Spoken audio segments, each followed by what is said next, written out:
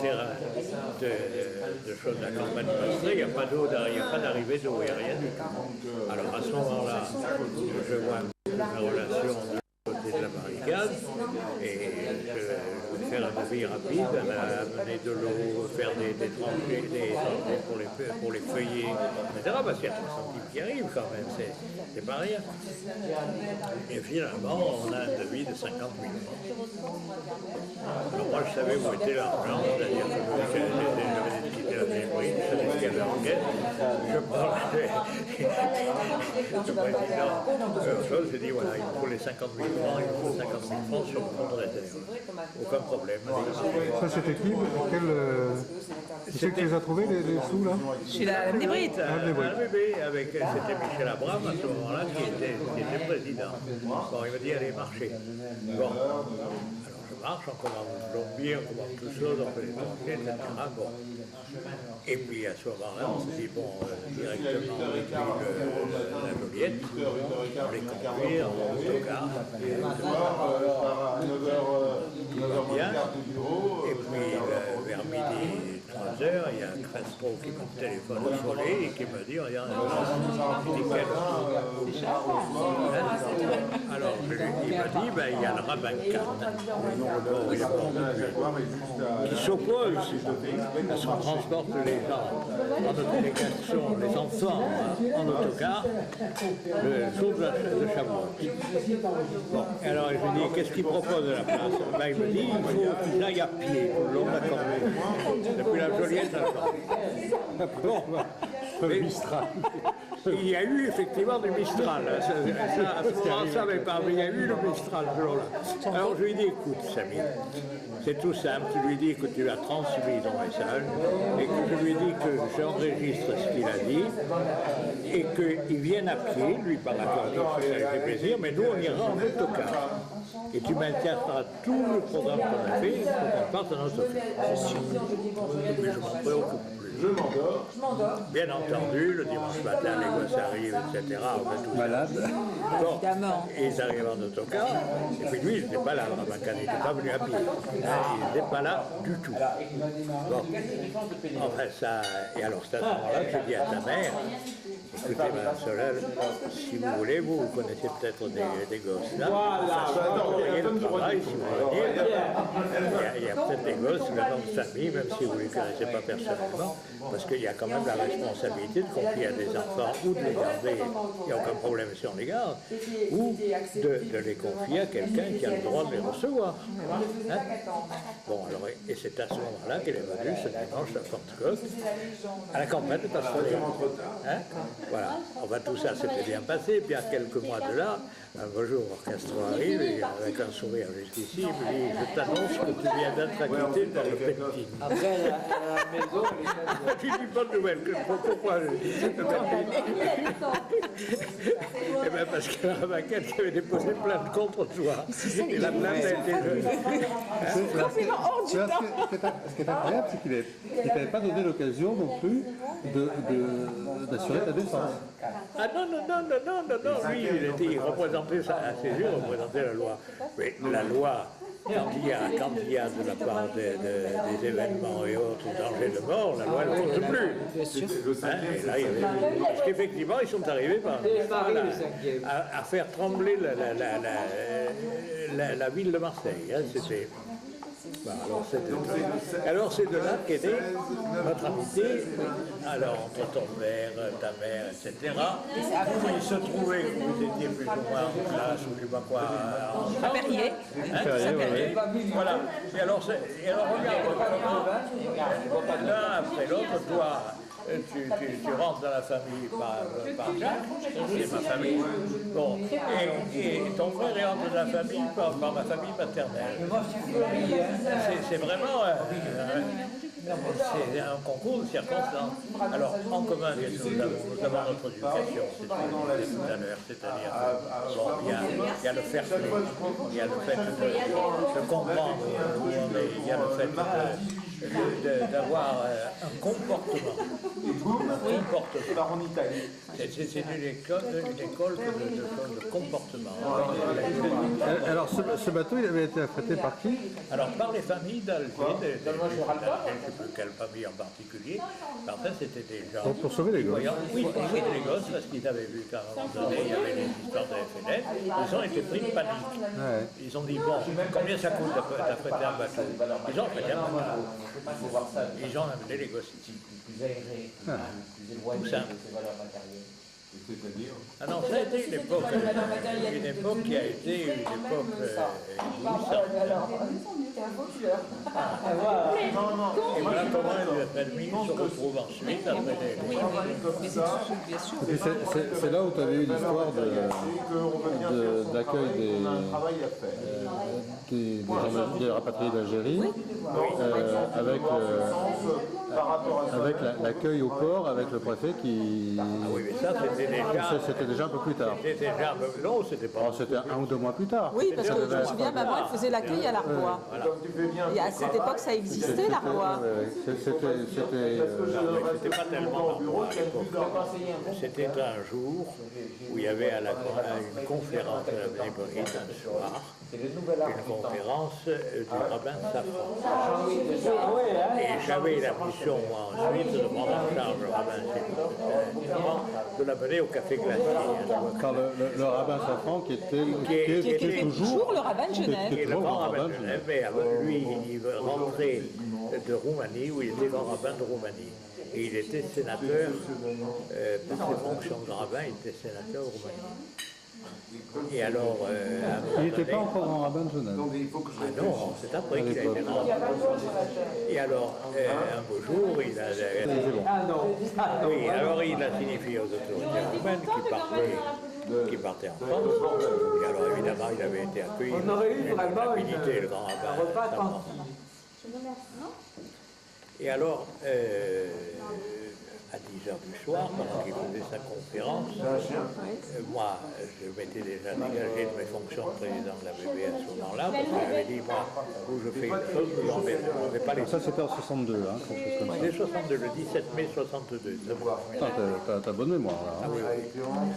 Et alors, Castro, toujours, qui était dehors, qui était à l'affût de tous les renseignements, il vient pendant la conférence, et il me dit, on est convoqué chez le préfet immédiatement. Tu n'as pas réussi cette fois-ci.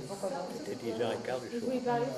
Bon, alors je me suis débarrassé de cette grande confidence publique, et puis nous voilà partis avec Castro chez le préfet. Alors chez le préfet, grande réunion, peut-être une quarantaine. Elle a raison. Dans son cabinet qui est immense. Et à ce moment-là, C'était le préfet à cette époque? C'était Aspicard. J'avais de la chance. alors, on a eu une séance. Alors, qui y avait autour de la table? Il y avait le directeur de l'Armorerie, le directeur de le directeur, toutes les notabilités, pour aller vers un pompier. Et alors, et toutes les choses, l'institution. Merci. Ça vous embête de venir Là, il y a urgence, quand même.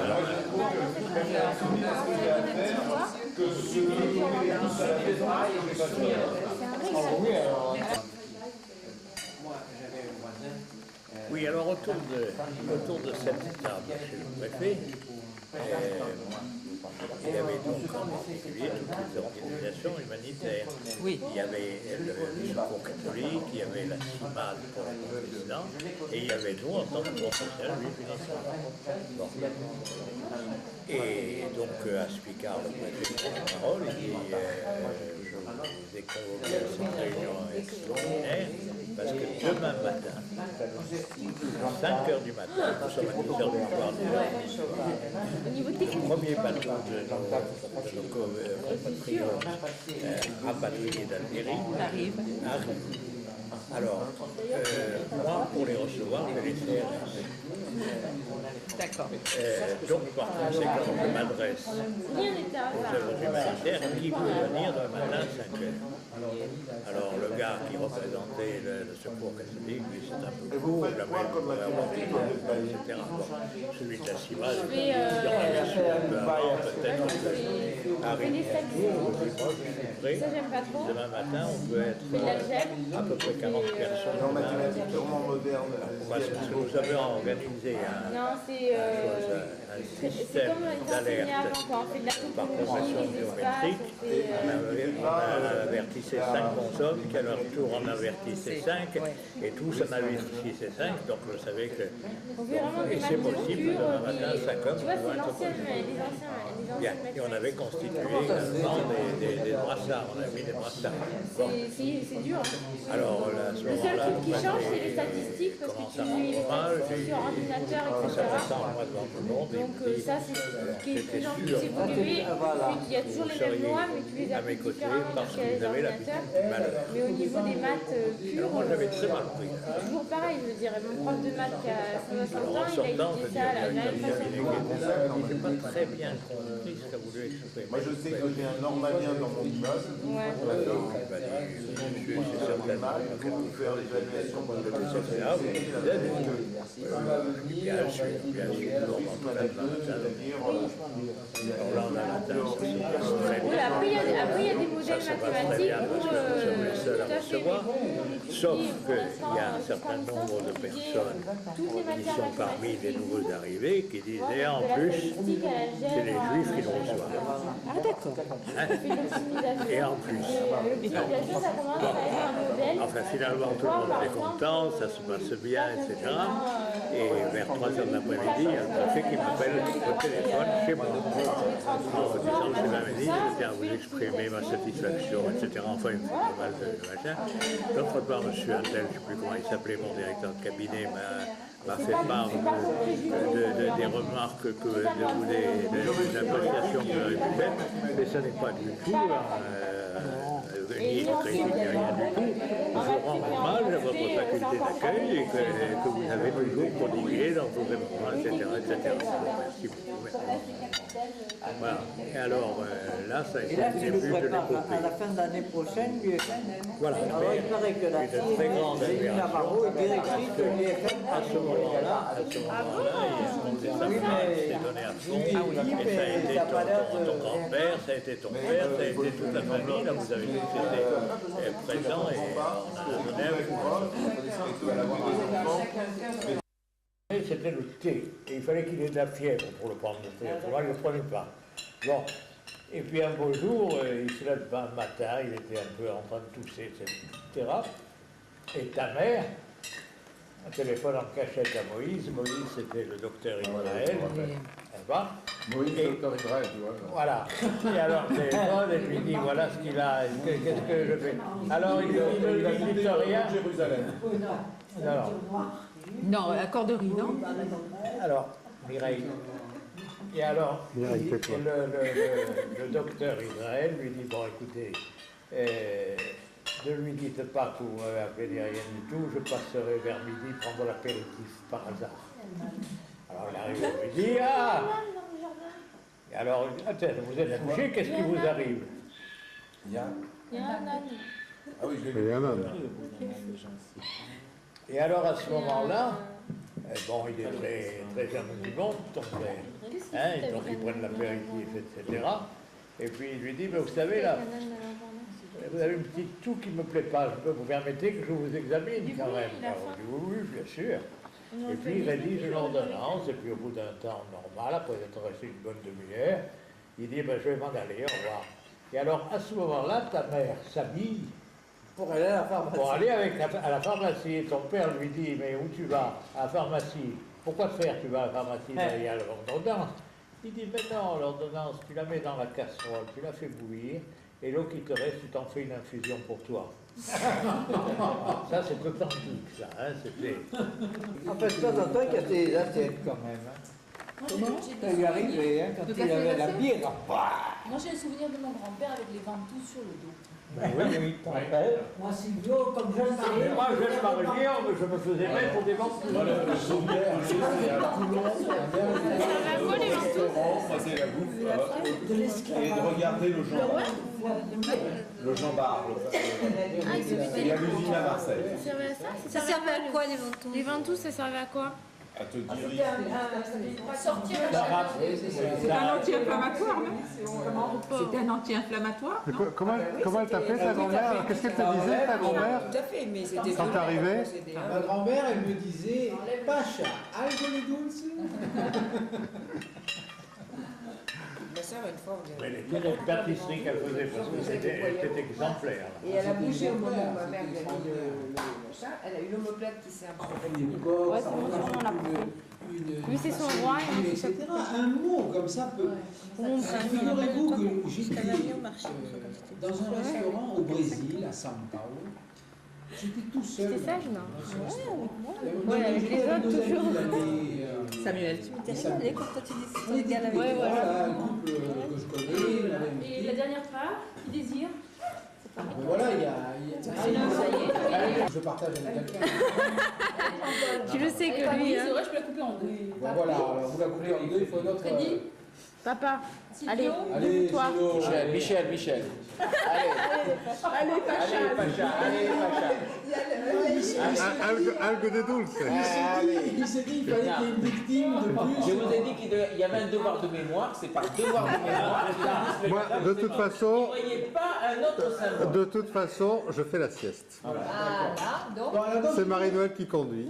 j'étais dans ce restaurant et à ce moment-là, il y a quelqu'un qui fait tomber un verre et notre ami avec qui j'étais attablé, Dis, elle Mazel Tov. s'écrit Capara. Et en fait, bon, je le savais quoi, qu'elle Capara? était d'origine Capara, c'est Égypte, quoi? etc. Mais j'ai eu un rapprochement infini avec elle parce que j'ai dit, mais attends, mais ça fait peut-être 50 ans que j'ai connu.